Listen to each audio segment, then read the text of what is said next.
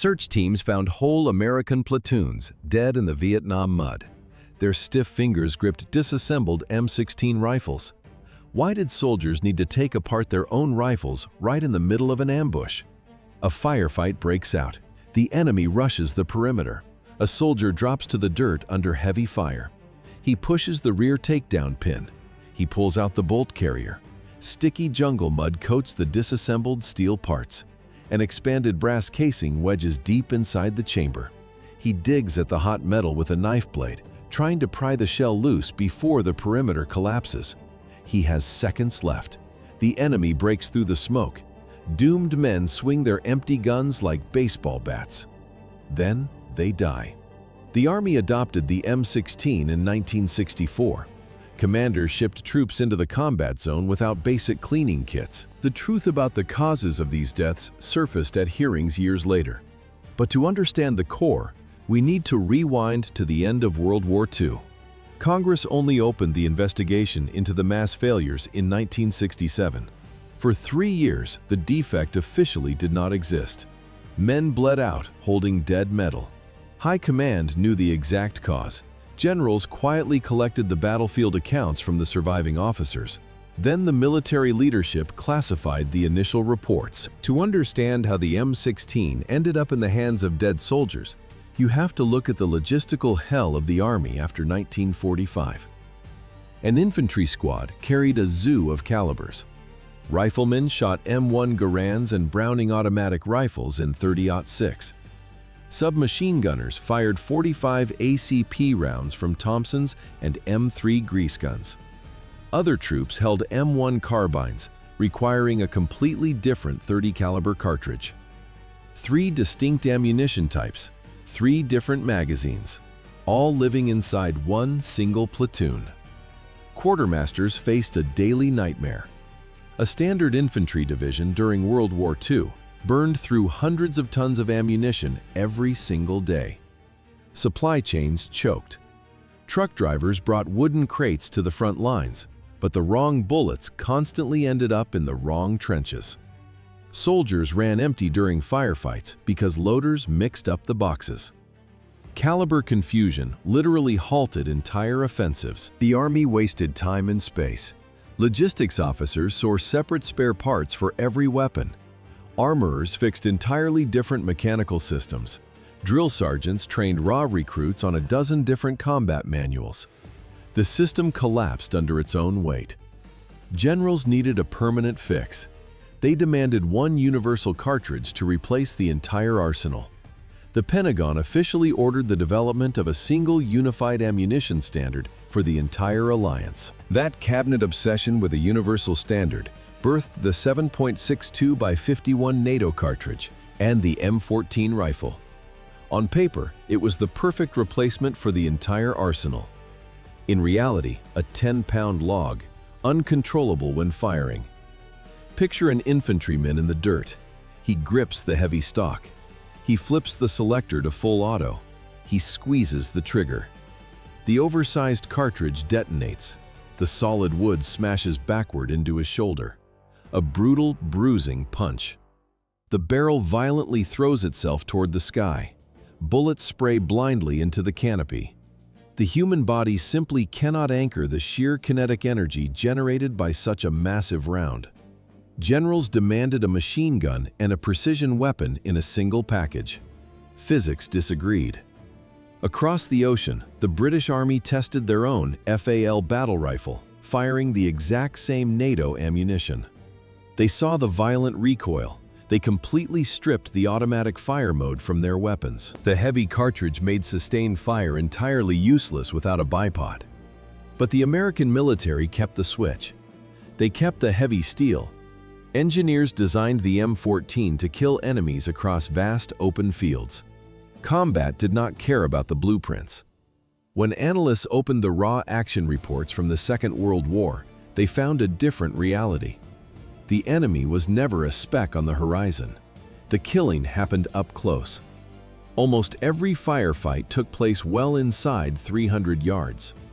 Designers created the weapon to dominate the distance, but out there, a soldier's hit probability plummeted. Accuracy simply ceased to exist past the 300-yard mark. While the Army wrestled with the violent kick of the M16, Eugene Stoner took a different path. At the Armalite Company, he ignored the generals.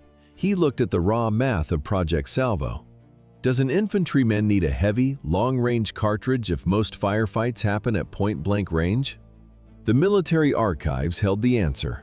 Project Salvo analyzed over 3 million casualty reports from the First and Second World Wars to prove a harsh reality. Soldiers needed a smaller caliber. High-power rifles were absolute overkill. Their brutal recoil destroyed rapid-fire accuracy, and heavy ammunition simply meant exhausted men carried fewer rounds into combat. But pistol calibers failed too. Statistics showed that beyond 50 yards, the effectiveness of submachine guns dropped to practically zero. The doctrine was dead. Engineering had to adapt to the human body. Stoner sat at his drafting table. He crossed out decades of military tradition. He replaced heavy steel with aircraft-grade aluminum. He sketched a radically new gas system.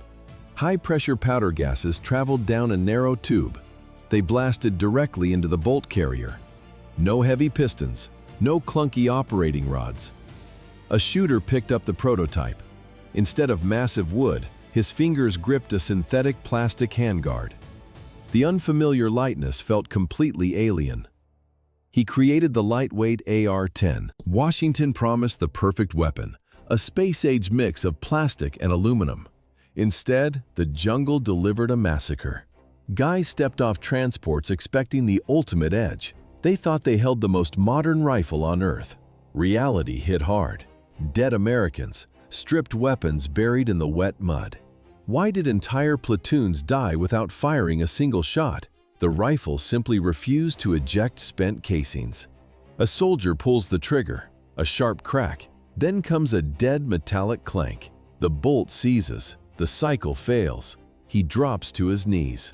He tears the receiver apart under heavy machine gun fire. This was 1965. The ground war exploded.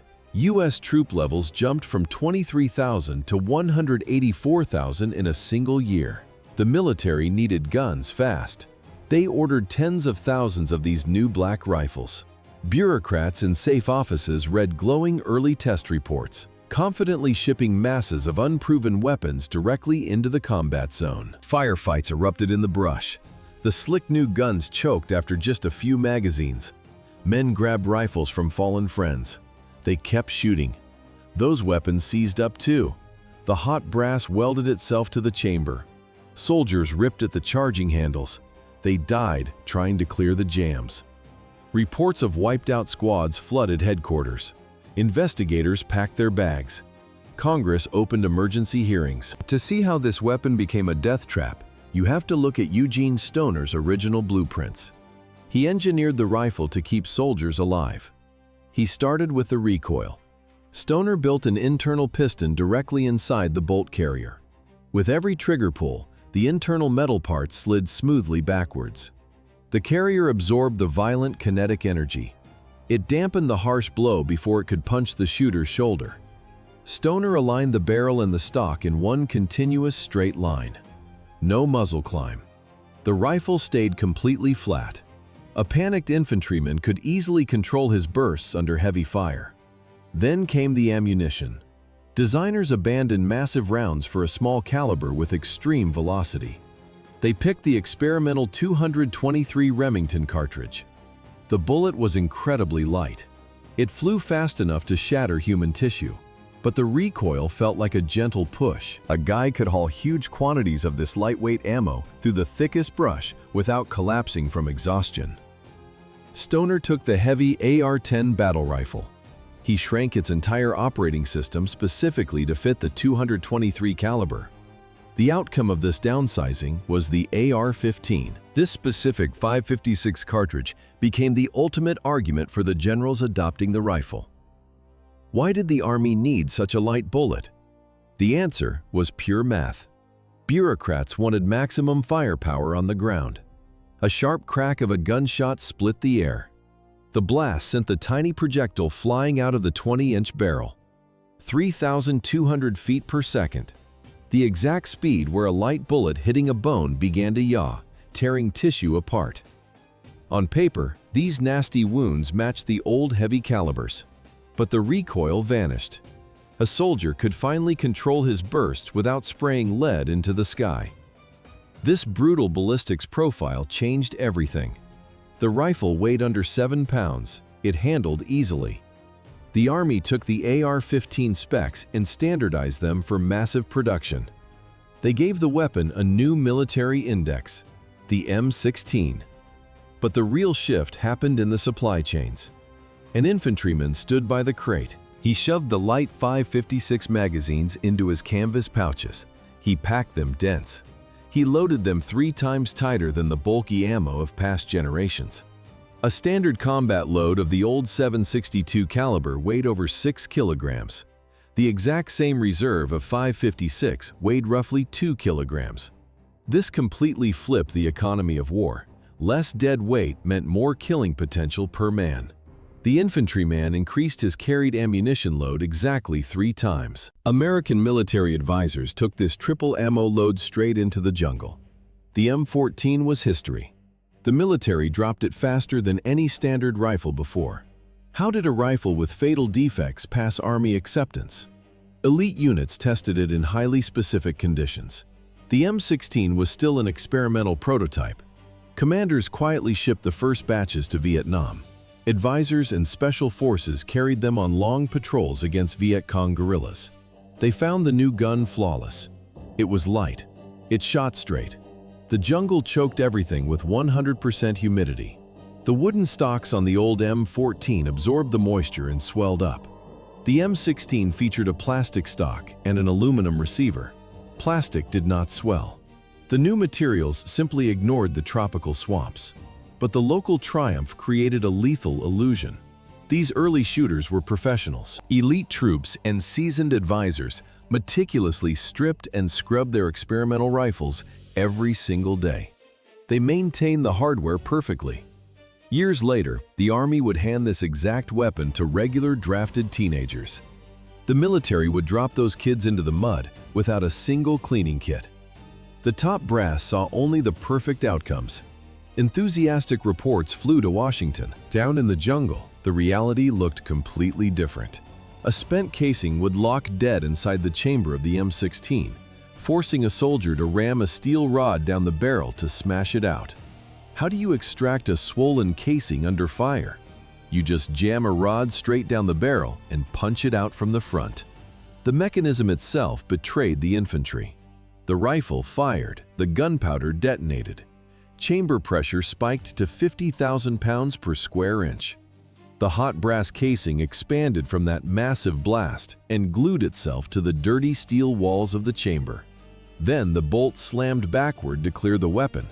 This caused the fatal failure to extract. The extractor claw violently grabbed the base of the cartridge, but the shell was stuck fast. The steel claw bit deep into the brass. It ripped right through the soft rim with a sharp metallic crunch, tearing the metal away completely. The swollen casing stayed firmly wedged inside the gun. A space-age weapon instantly became a dead weight of plastic and aluminum. No trigger pull could save it. No lever could fix the jam. To get back in the fight, a soldier had to drop into the mud. He grabbed a rigid metal rod. He shoved that rod directly into the muzzle and hammered the crushed casing out from the front. Search teams later found those same rods jutting from the barrels of rifles next to dead Americans. A soldier lies face down in the dirt. Beside him rests an M16 split into 2 halves. Sticky jungle mud coats the exposed bolt carrier and internal gears.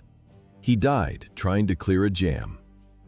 In some firefights, a full third of the weapons choked. A standard infantry platoon walked into the bush with 40 men.